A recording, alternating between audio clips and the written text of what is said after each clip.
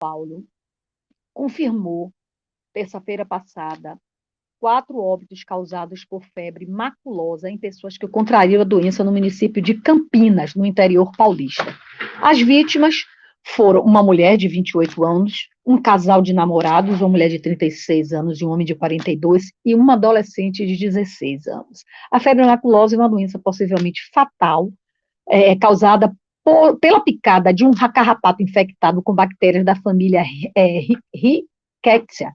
E o tema desta sexta-feira é sobre a febre maculosa, né? A gente está vendo aí todo mundo preocupado, enfim, né? Casos acontecendo. Já me disseram que Ivete Sangalo e Seu Jorge, eu acho que foram para essa fazenda, né? Então a gente fica, é bom um assunto que a gente tem que esclarecer. E o dia de São Francisco Regis é celebrado em 16 de junho. Francisco de Regis nasceu em 1597, na pequena aldeia de Narbonne, na França. Desde pequeno foi educado de acordo com ensinamentos cristãos. Ao entrar para a campanha de Jesus em 1616, começa oficialmente a sua vida missionária, o que levaria a fazer inúmeras obras. Desta maneira, este santo ficou conhecido por seu intenso trabalho de evangelização em hospitais, prisões, além de construir um abrigo para prostitutas que desejassem mudar de vida. O jesuíta era descrito como valente missionário, tendo enfrentado 2 epidemias da peste que assolaram a sua comunidade. E o Dia Mundial da Tartaruga Marinha também é celebrado em 16 de junho, é uma data dedicada a refletir sobre a conservação desses animais. É comemorado no dia em que nasceu o biólogo americano, Dr. Archie Carr, que iniciou as pesquisas sobre o deslocamento das tartarugas marinhas. Infelizmente, todas as 7 espécies estão ameaçadas de extinção, e isso se deve principalmente à caça intensiva que busca pela carapaça, carne e gordura, um absurdo, criminosa, mesmo com as leis de proteção. É extremamente importante proteger as tartarugas marinhas para que elas possam se reproduzir e garantir tanto a continuidade de suas espécies, como as da cadeia alimentar da qual fazem parte. E vamos à previsão do tempo com Cláudia Valéria, meteorologista do IMED. Previsão do tempo.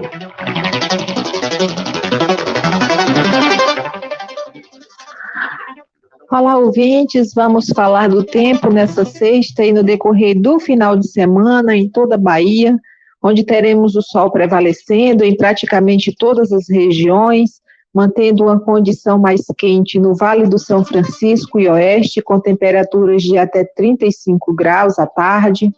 Temos durante a madrugada uma temperatura mais agradável, principalmente no Planalto, Chapada e Oeste do estado, com mínimas em torno de 14 graus, mantendo ainda uma condição mais seca no Centro-Oeste, umidade relativa do ar em torno de 30%, em alguns municípios até inferior a esse valor.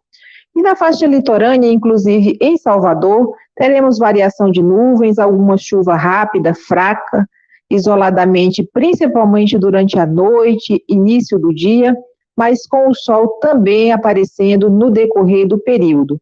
Em Salvador, a temperatura segue sem muitas alterações, mínima de 23 e máxima de 29 graus.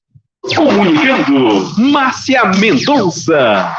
Vamos saber como anda o trânsito nesta sexta-feira ensolarada aqui na nossa capital com Lucas Barbosa. Boa tarde para Márcia Mendonça e para o ouvinte ligado no Voz das Mulheres. A Avenida Suburbana agora está com trânsito bem lento no sentido calçada, ali no trecho do Lobato. Pelo menos do Livre você vai até Paripe numa boa, parando só nas sinaleiras. Quem usa a BR-324 para ir para o subúrbio também não enfrenta dificuldade, até a entrada para a Estrada da Base Naval de Aratu.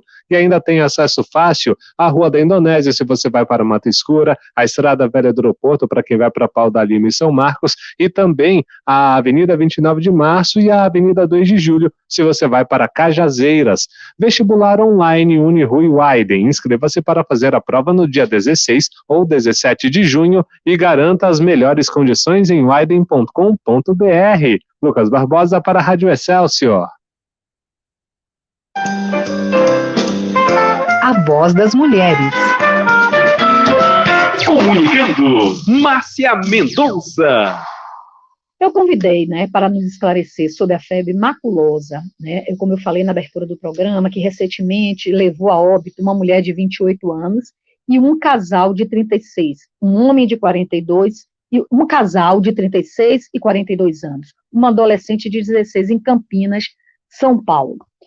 Então, a médica infectologista, a doutora Alice Sena, vai conversar com a gente sobre isso, né, que nós estamos todos preocupados. Ontem eu vi um comentário, a Ivete Sangalo, inclusive, foi para essa fazenda, se eu não me engano, com o seu Jorge, enfim, está uma preocupação, e as mídias falando, e a gente, como gosta de atualizar os ouvintes, a gente sempre traz, né, essas questões. Boa tarde, doutora Alice, seja muito bem-vinda de volta à Voz das Mulheres.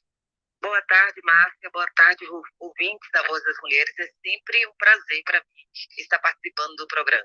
É isso, e a gente gosta muito, e eu agradeço sempre sua disponibilidade, viu? Sua parceria. É uma querida, viu, doutora? Obrigada. Pois é, doutora, o que é mesmo a febre maculosa, né? E qual agente causador? Certo. Bom, a febre maculosa brasileira é o que nós chamamos de uma zoonose, ou seja, uma doença infecciosa que é naturalmente transmitida entre animais e o ser humano. Sim. É uma doença de caráter febril e agudo.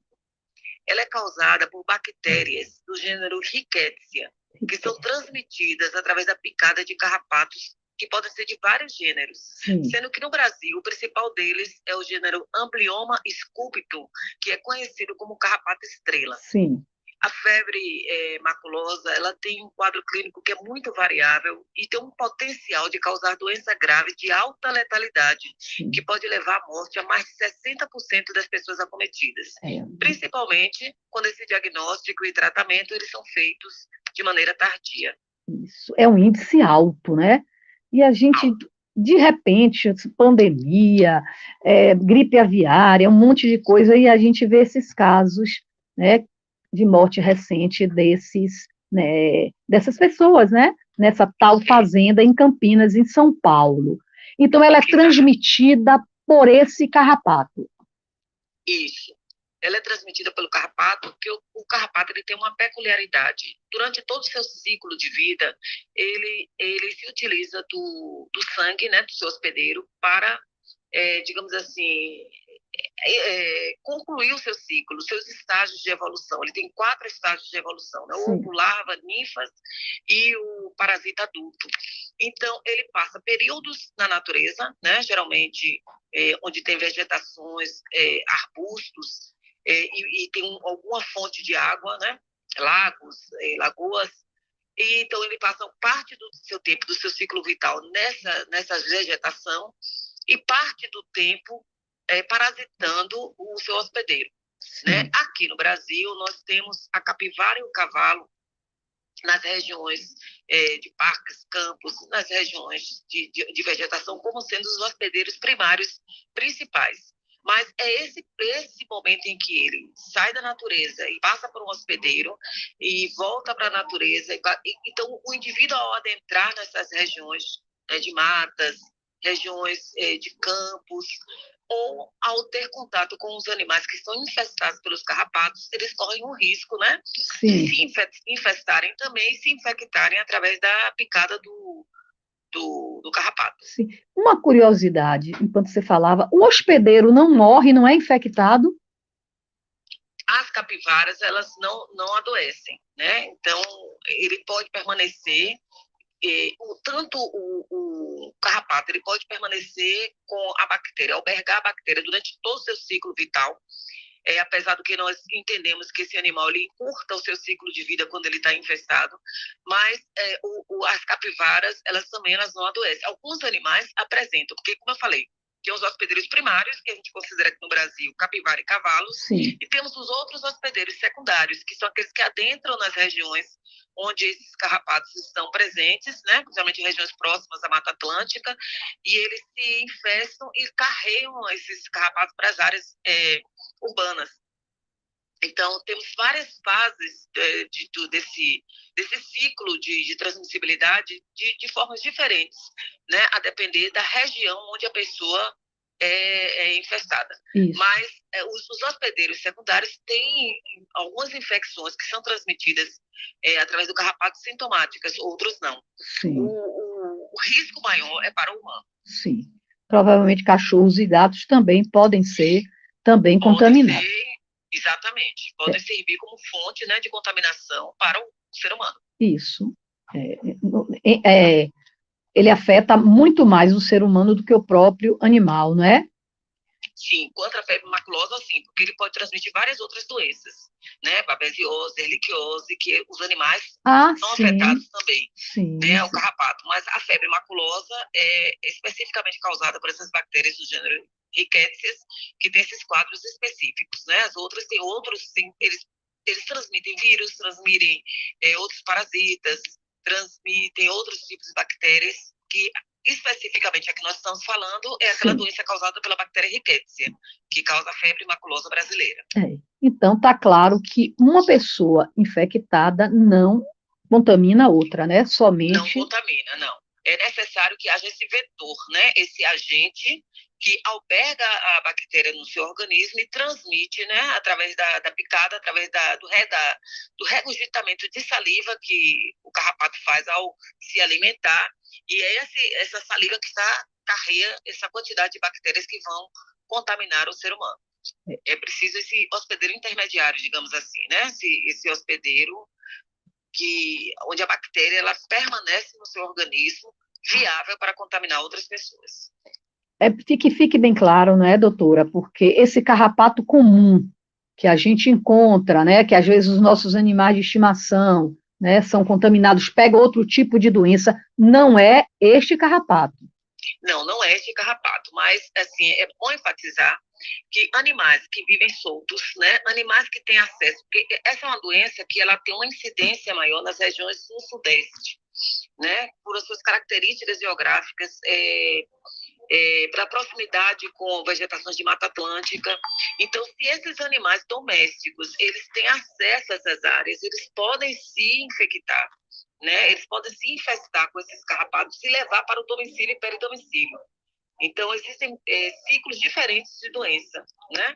As que são originárias, né, dos animais, quando a gente adentra o campo, e outras em que os animais domésticos ou semi-domesticados, eles têm acesso a essa região e retornam para a área urbana infestados desses carrapatos e podem ser vetores também de transmissão. Isso. Nosso ouvinte, Ana Maria, está dando boa tarde, perguntando, doutora, esse carrapato é encontrado em área urbana?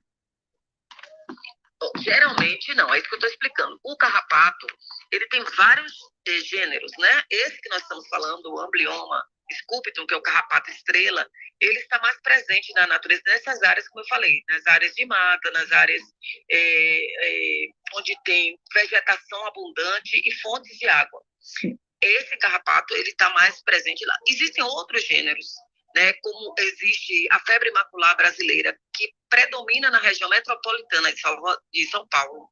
São áreas urbanas que têm divisa com fragmentos de Mata Atlântica. O vetor dessa doença, o carrapato que transmite, já é um outro subtipo, né? É o Amblyomma aureolatum, que ele pode parasitar também cães, né? Pode parasitar cães, gatos, e ter acesso ao ser humano dessa forma, né? Veiculado por esses animais domésticos. Então, tem outras espécies de carrapatos que podem também transmitir. O principal deles, como eu falei, é o carrapato estrela, que está mais presente nessas áreas rurais, né? O perfil dessa doença causada por ele é mais para pessoas que vivem nas áreas rurais, então por isso ele acomete mais homens, né, na faixa etária de faixa economicamente ativa.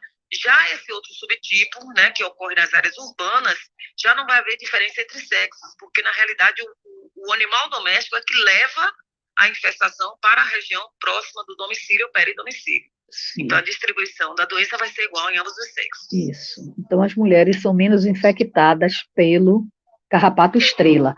Né?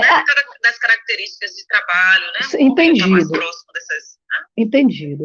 Doutora, a gente fica assim, né? Quando a gente ouve, né? E a mídia está falando demais sobre os carrapatos, a gente viu adolescente, então ficou aguardando se estava confirmada a morte.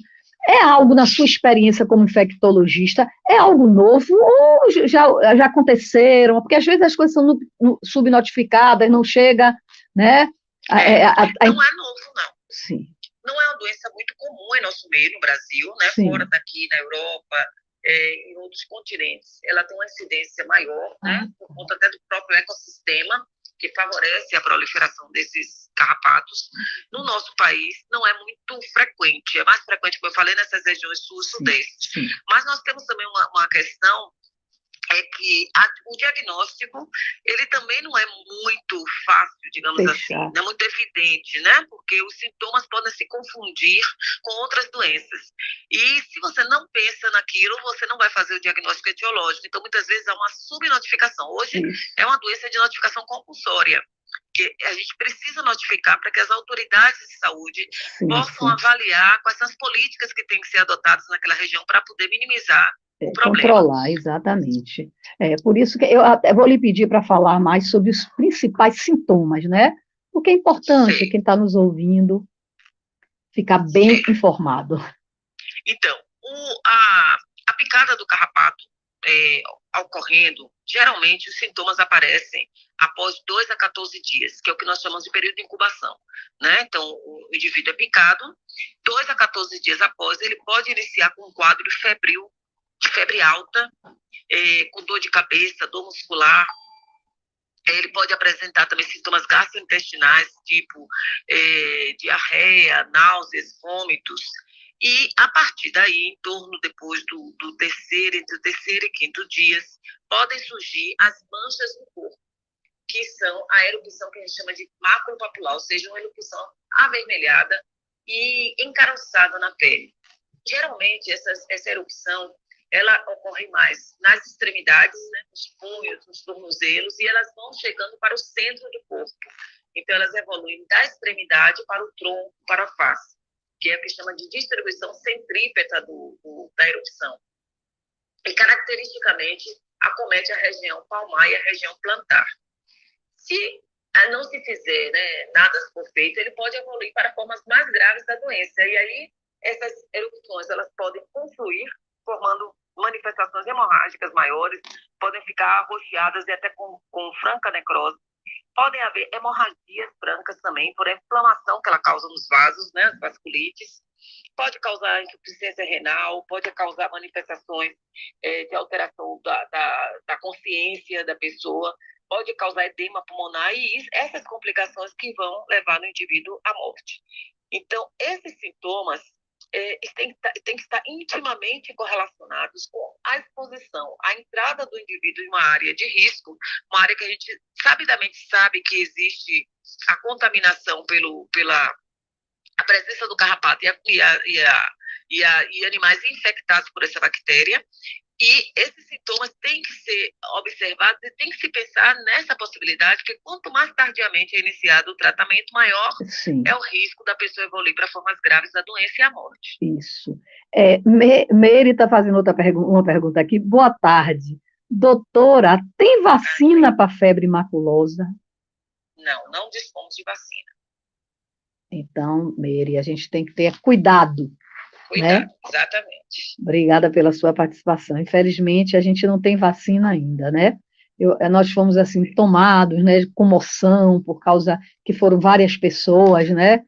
Isso numa fazenda. Como eu lhe disse no início, na abertura do programa, a preocupação, eu vi os comentários, assim, até nas redes sociais, Instagram, Ivete Sangalo está nessa fazenda, foi tocar nessa fazenda, se eu não me engano, o seu Jorge, todo mundo muito preocupado, né, com... A preocupação é, assim, o principal na prevenção dessa doença é evitar o contato com o carrapato. Sim. Então, alguns cuidados, né, têm que ser observados quando você adentra nessas regiões.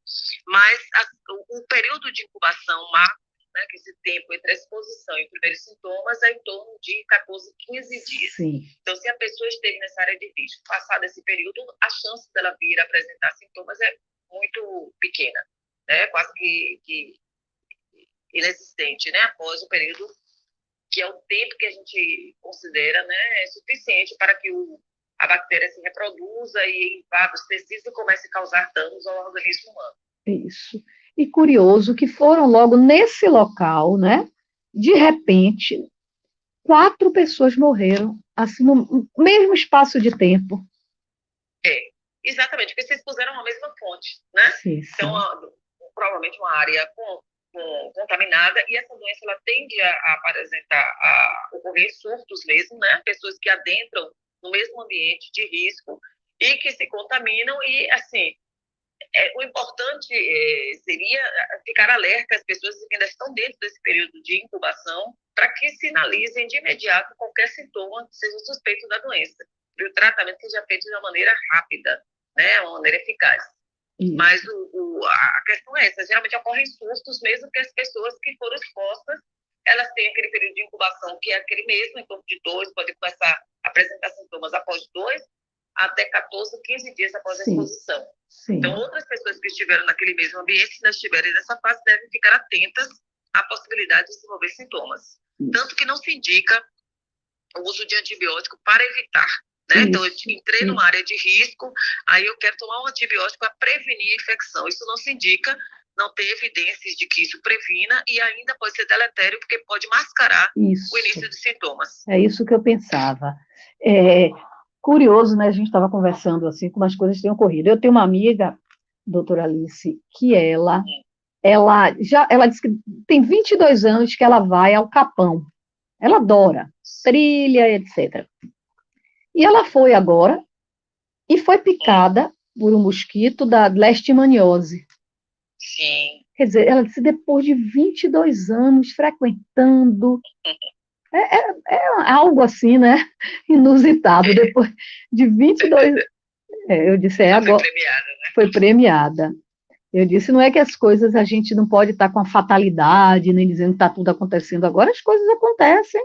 Acontece, né? Às vezes não acontece assim, surtos, noticias, chama atenção do público em geral, mas isso acontece, isso é monitorado pelas autoridades de saúde, né, para que medidas sejam observadas, tem que ser observado uma incidência maior de casos dessa febre maculosa no Brasil. Então, isso são alertas, né, servem de alerta para que medidas sejam adotadas. Ser avaliado, né, o que está acontecendo, será que esses animais estão sendo mais contaminados, será que entrou uma outra espécie de vetor, né, que está facilitando a transmissibilidade.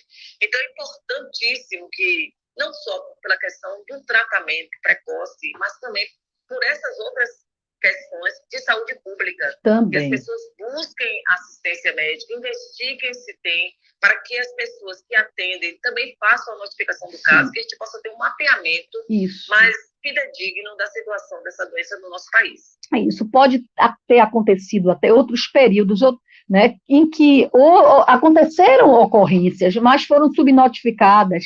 Né? Hoje a gente tem internet, rede social, então tudo é, né, falado, e isso promove mais investigação, né? Exatamente. E a gente não pode esquecer que a doença tem um potencial de gravidade, é uma doença que pode evoluir, mas os quadros clínicos são variados. Então, pode haver pessoas que têm quadros mais leves, né, tipo uma síndrome gripal, e que as pessoas não vão buscar uma assistência médica porque estão com a síndrome gripal e nem imaginam que esse quadro que ela apresenta pode estar associado a esta exposição que ela teve em uma área de risco. Então, esses casos mais leves, eles tendem a ser mais subnotificados.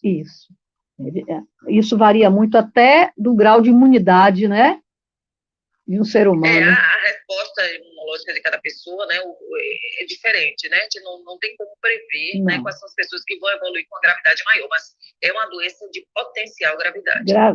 Gravidade, a gente tem percebido, né? E esse diagnóstico, doutora, a febre maculosa, é difícil? E qual é o método para se chegar a esse diagnóstico? Fechar, né?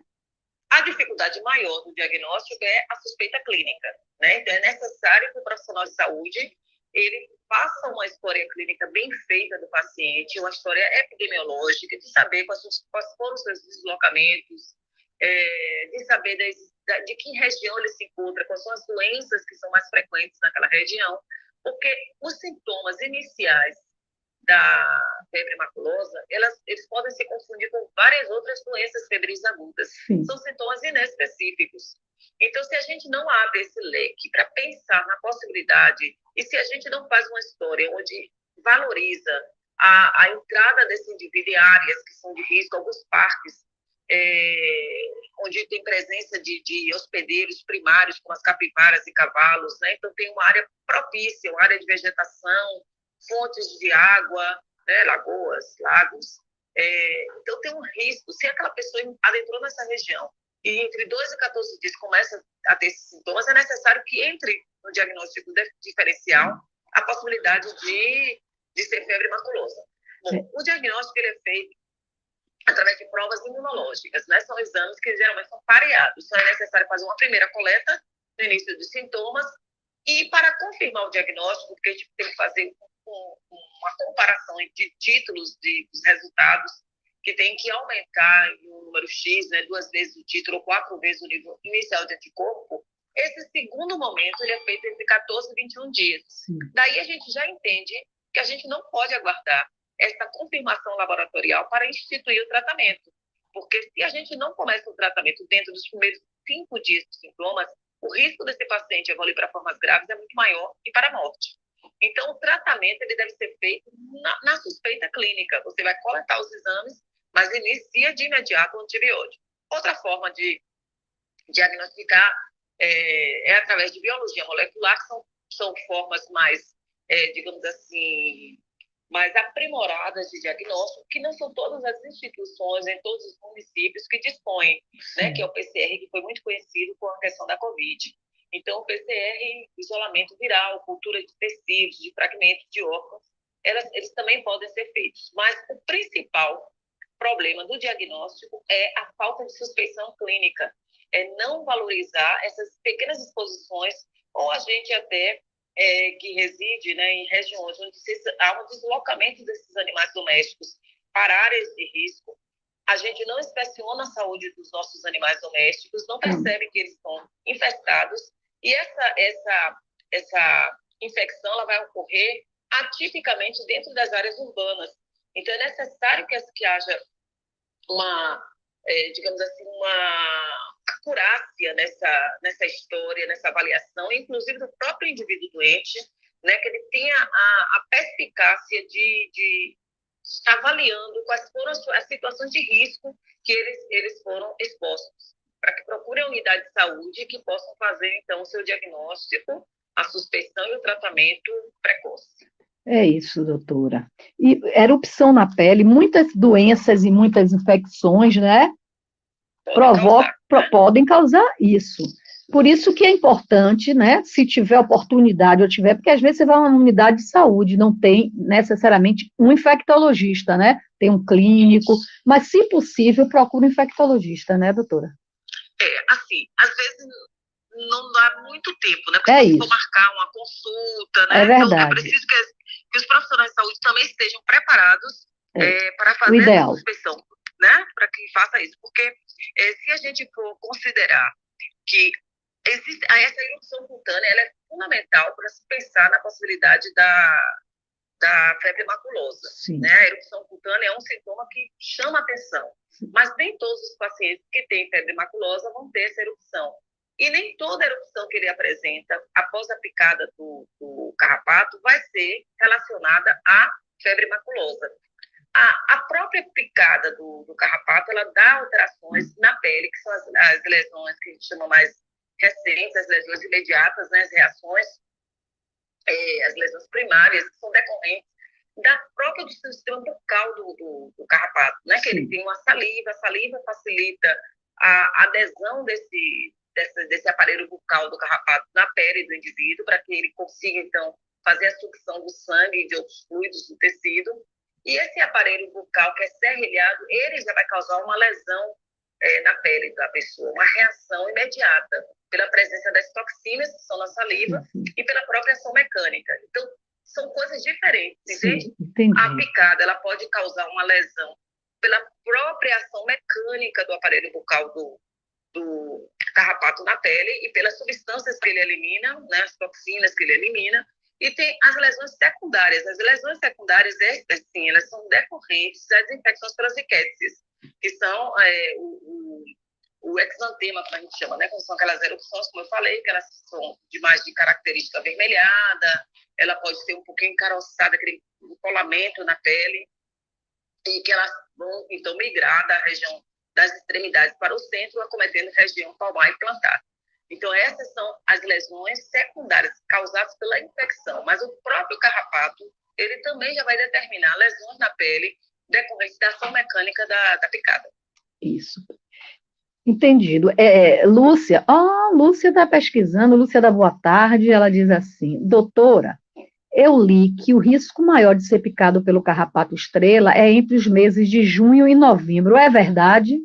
É verdade. Isso é por conta do ciclo vital do animal, né? Como eu falei, ele passa por diversas fases até chegar à fase aguda, ou a fase adulta, né? Fase de ovo, de larva. Então, nesse período, é um período mais propício para a reprodução desses animais.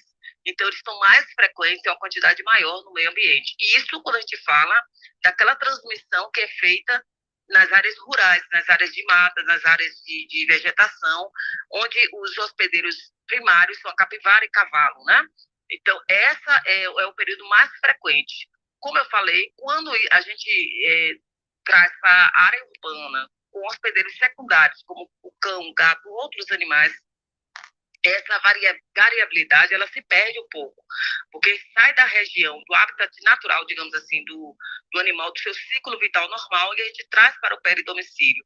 Então, isso pode se perder um pouco, mas a maior parte das infecções ocorre dessa forma, né? Ao adentrar nessas áreas de contaminação, e o período mais frequente é entre julho e novembro, mais ou menos. É um período de maior risco de ocorrência de casos.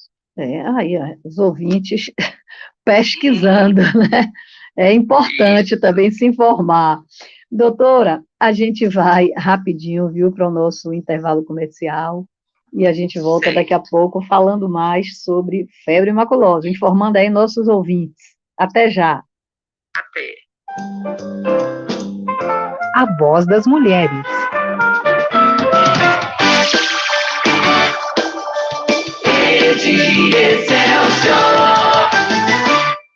Cuidar, amparar, salvar. Foram 2 meses internado. 2 meses. Venci. Meu filho nasceu antes do tempo. Foi muito difícil, mas ficou tudo bem, né, bebê? Salvar milhares de vidas todos os dias é um grande desafio. E a Bahia se tornou referência para o Brasil. 4 hospitais estaduais acabam de receber o prêmio de melhores UTIs entre todas do país, incluindo hospitais privados, Hospital Ana Nery, Hospital do Subúrbio e Maternidade de Referência em Salvador, e o Hospital Estadual da Criança em Feira de Santana. O governo do estado investe em novas estruturas e equipamentos de última geração, gestão moderna e atendimento mais humanizado para garantir o que mais importa. Agora agradecer e viver muita vida. Melhores UTIs do país. A Bahia sabe cuidar de gente. Governo do Estado. Para você exercer a cidadania, sua situação eleitoral precisa estar em dia, seja para tirar passaporte, se matricular na universidade ou trabalhar no serviço público. Se você não votou nem justificou a ausência nas eleições, regularize sua situação. Acesse tse.jus.br e saiba como ficar em dia com a democracia. Regularizou? Resolveu. Justiça Eleitoral, a justiça da democracia. Sabe o que tem na maior festa do mundo? Vou cantar pra você. Nesse forró tem dendê, tem swing, requebrado. Tem tradição, tem sabor, arrasta pé com gingado. Pra balançar de alegria, shot, galope, chachado. Toda mistura baiana nesse forró temperado. Um céu tão cheio de estrelas. É tão lindo de ver. No São João da Bahia, quem vai brilhar é você. São João da Bahia, melhor no Brasil. O forró mais temperado do Brasil. Um São João como você nunca viu igual, com grandes atrações em centenas de cidades no interior e na capital. E um palco de homenagens ao rei do forró temperado, Zelito Miranda. São João da Bahia, melhor no Brasil. O forró mais temperado do Brasil. O maior São João do mundo, governo do estado. Já é notícia. Desde a última segunda-feira, o Instituto Adolfo Lutz, São Paulo, vem informando casos de óbito por febre maculosa no estado. Na noite de terça-feira foi confirmado que, além do casal formado pela dentista Mariana Giordano e pelo piloto de automobilismo Douglas Costa, uma terceira vítima, Evelyn Santos, também morreu devido à doença infecciosa. Os três participaram de uma festa realizada na Fazenda Santa Margarida, em Campinas, interior do estado de São Paulo. Professor de Medicina Veterinária da Universidade Federal de Uberlândia e especialista em comportamento de carrapatos, Matias Sabo, destaca que existem condições específicas para a doença ser transmitida em meios urbanos. Uma coisa que é bem característica nas áreas de ocorrência da febre maculosa são áreas em que você tem uma proliferação grande da capivara. Isso porque sugere uma população com muitos filhotes, animaizinhos sem imunidade para febre maculosa, para rickettsia. Então, basicamente, áreas urbanas verdes que tenham água, ou seja, um corpo d'água, um rio, um lago, represa, e capivaras no seu entorno, populações grandes, populações em proliferação, e o carrapato. Assim mesmo, nem todos os locais com essas características têm febre maculosa. Aliás, eu diria que é uma minoria dos locais. De acordo com o Ministério da Saúde, entre 2012 e 2022, o Brasil registrou 753 mortes por febre maculosa. A região que concentra mais óbitos é a Sudeste, com 673 mortes em 1.354 casos, atingindo quase metade do total de casos registrados no período. O professor explica o que faz o número ser tão alto nessa região. No Sudeste, onde você tem uma grande população, tem muitas pessoas, cidades grandes e áreas verdes, em muitos desses locais as capivaras proliferam em grande quantidade dentro das cidades ou no entorno, em áreas rurais, e as capivaras, nessas condições, aumentam muito a taxa de infestação ambiental por esse carrapato. Especialmente, região de Campinas, Piracicaba, mesmo perto de Jundiaí. Temos também em Minas Gerais, na região da Zona da Mata, própria BH, Belo Horizonte. Então, são alguns locais onde acontece a febre maculosa com uma situação praticamente frequente. Em 2023, até o início desta quarta-feira, foram registrados 49 casos de febre maculosa e 6 mortes em decorrência da doença. No entanto, os números podem aumentar em Campinas, onde a prefeitura aguarda o resultado do exame de uma adolescente de 16 anos que faleceu com suspeita da doença na terça-feira e estava no mesmo local onde ocorreu as outras 3 mortes. A agência Rádio Web, produção e reportagem, Alexandre Figueiredo. Comunicando, Márcia Mendonça.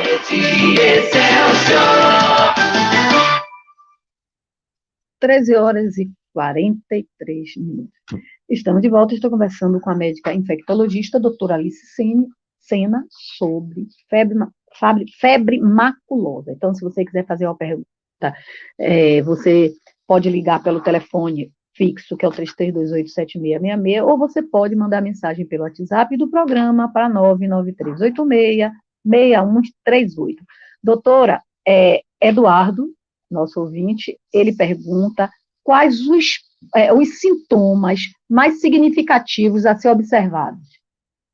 Os sintomas, primeiro, né, é a questão da presença da história da picada do carrapato.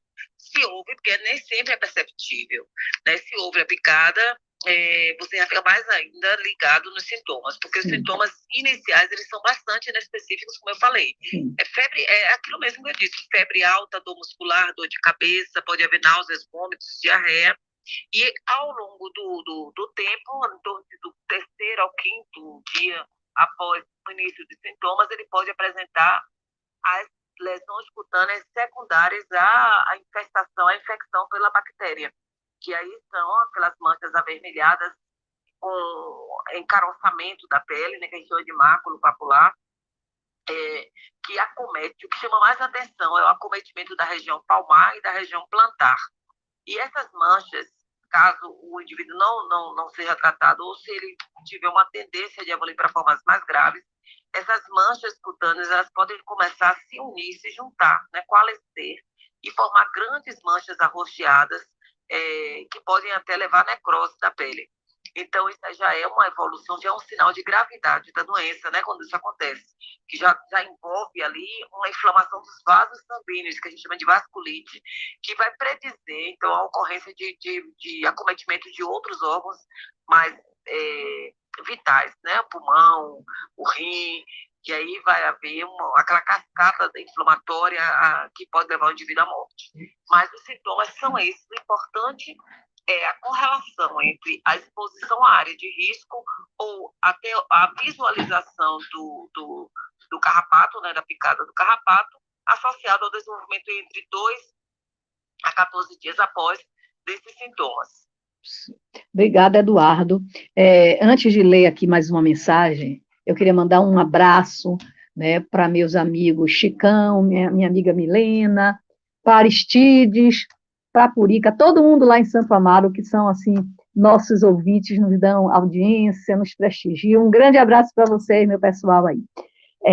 Antônio Sá está mandando aqui uma mensagem, que ele diz que ele é Antônio Sá de Candeias, que em Candeias, na época dele, a época dele ficar pelo mato, tinha muito carrapato. Às vezes ele disse que ele chegava em casa com os carrapatos agarrados nele.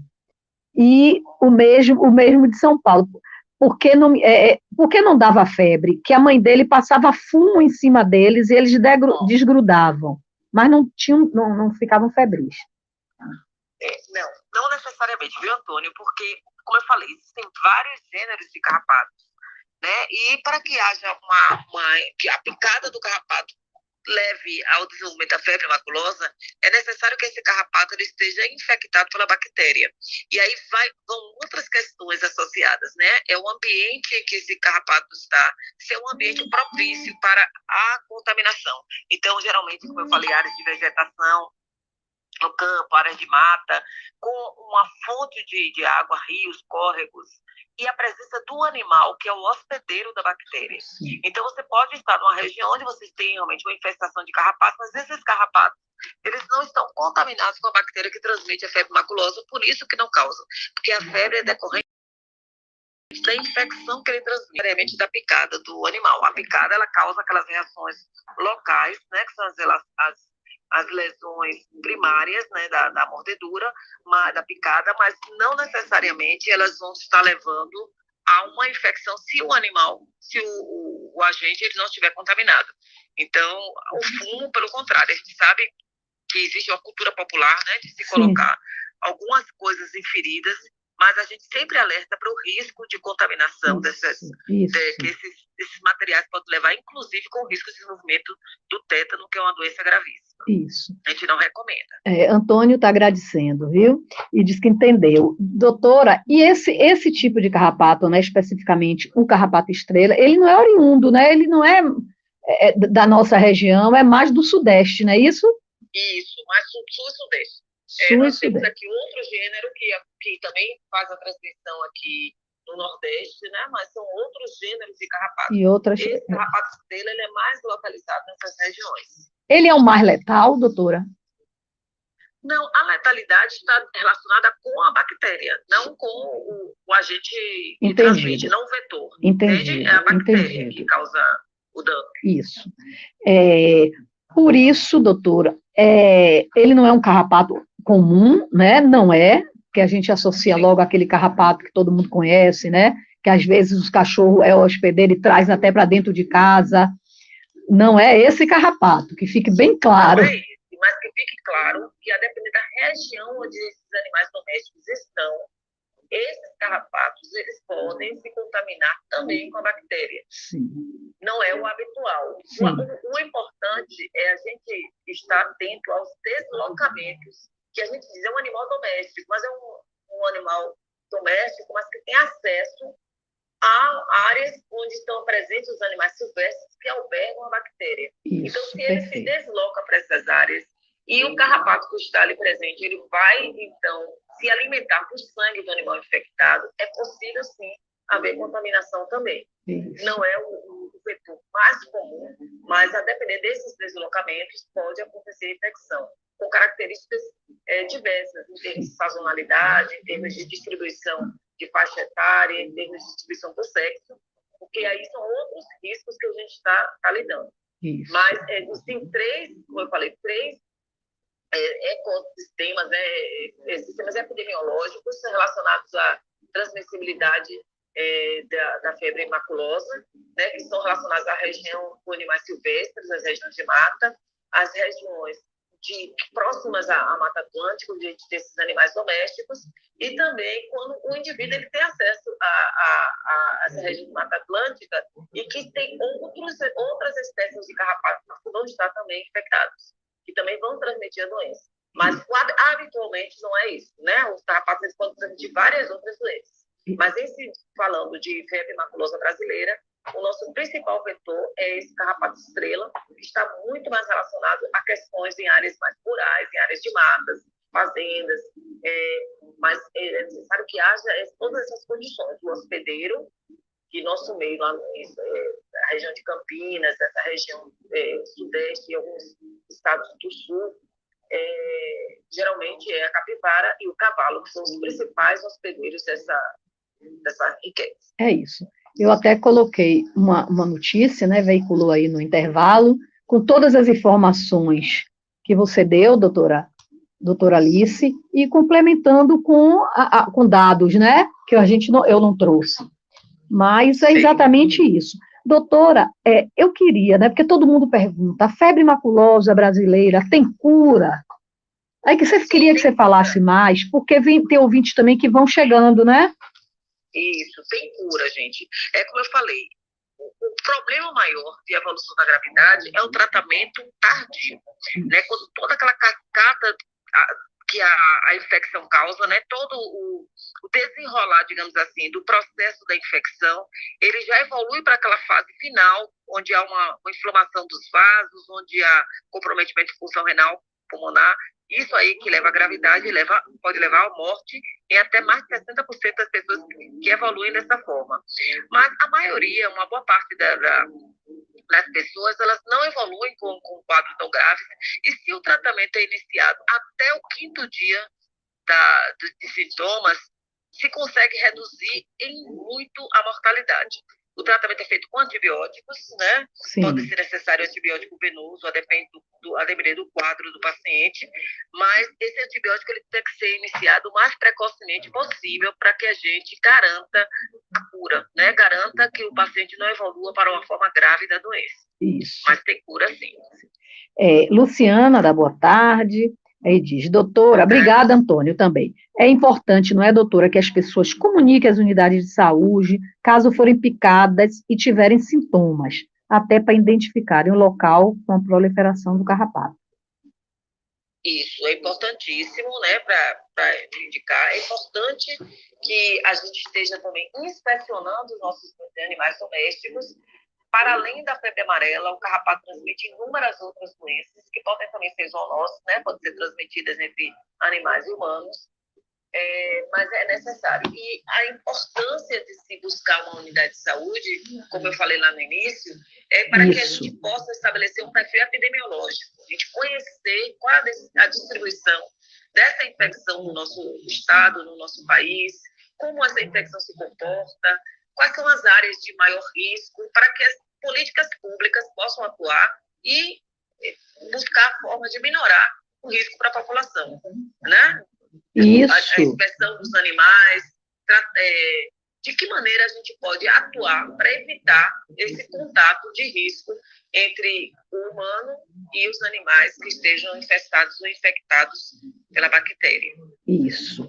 Obrigada, Luciana. Doutora, finalizando, né, que a gente já tem um minutinho só, que a gente conclui no 13h55, né, eu acho que para evitar, né, que isso aconteça, ou seja, que você seja contaminada, né, ou seja, picada pelo carrapato estrela, eu acho que as pessoas têm que cuidados assim, com relação ao vestuário, é melhor que se você for com áreas que há prováveis de presença de mata, né, de usar no vestuário para cobrir o corpo de uma forma que resguarde, né, essa possibilidade da picada. Geralmente é isso que a gente fala, né, primeiro, se não é evitável você entrar nessas regiões, você vai minimizar o risco. Então, o que se recomenda é que a pessoa que vai entrar nessas áreas de mata, onde há risco de contaminação, né, a gente não sabe, utilize sempre roupas fechadas, calça comprida, blusa, camisa de manga comprida, geralmente cores claras, que facilita a visualização do carrapato, né? Botas por cima das calças e uso de repelente nas áreas descobertas. Primeira coisa, né? Então você vai usar uma vestimenta que lhe proteja, que lhe garanta a proteção. Segundo, vistoriar o corpo a cada 2 horas, em busca dos carrapatos que estão aderidos. Porque, curiosamente, a infecção ela tem um risco maior de transmissão quando esse carrapato ele permanece por mais de 4 horas succionando a pele. Porque quando ele se alimenta, ele ingurgita e aí há uma liberação da saliva, e essa saliva que carrega a bactéria, que é rica em bactérias. Então, você tendo uma rotina de a cada 2 horas você vistoriar para ver se tem algum carrapato aderido na sua pele, é importante. Outra coisa, como retirar esse carrapato? Você não pode esmagar o carrapato, você não pode, porque se você danificar esse aparelho bucal, ou se você causar um estresse no animal, pode ser que ele produza ainda mais saliva, que elimine ainda mais bactérias. Então, o que se recomenda é que se retire esses carrapatos com a pinça. Você não vai esmagar o animal, não vai apertar a barriga dele para que ele elimine aquele sangue que ele se alimentou, nem que ele regurgite. Você retira com a pinça fazendo uma leve torção, rotacionando o animal até que ele descolhe o aparelho bucal da pele. E aí você vai descartar esse parasita, né? Você vai descartar de uma forma que não se recomenda também que haja queime, né? E também a inspeção dos nossos animais domésticos e tratamento das infestações com carrapato. Outra coisa é o cuidado com a roupa. Encontrei carrapato na minha roupa, o que é que eu faço? A gente geralmente recomenda que faça uma fervura dessa roupa durante uns 5 minutos antes de efetuar a lavagem normal. E aí depois você veste normalmente a roupa, certo? Mas, assim, o ideal é evitar passeios, evitar estar presente nessas áreas de risco. Isso. Doutora, tem uma parte do corpo que eles são, que ficam mais expostos, ou seja, preferidos, né, pelos carrapatos? No corpo humano, geralmente são as áreas expostas, né? As áreas que a gente usa roupa, que ficam mais cobertas, elas são mais preservadas, pela dificuldade de acesso. Isso. Então, geralmente são as áreas descobertas. Por isso que se recomenda que o que não pudesse estar coberto com roupa, repelente, que seja protegido com repelente. Isso. Doutora Alice, muito obrigada mais uma vez, né, pela sua disponibilidade, seu carinho aqui com a gente, com o programa Voz das Mulheres, comigo, suas informações relevantes. Até uma próxima e um grande abraço, excelente final de semana. Até, obrigada, querida. Estou sempre à disposição. Um grande abraço. Um abraço a todos. Tchau. E assim eu me despeço de doutora Alice, que nós fizemos hoje até aqui, ó, pelo celular. Que maravilha. Né, Márcia? Coisa boa demais. Foi informação relevante para a gente tomar cuidado, né? Toda informação é importante.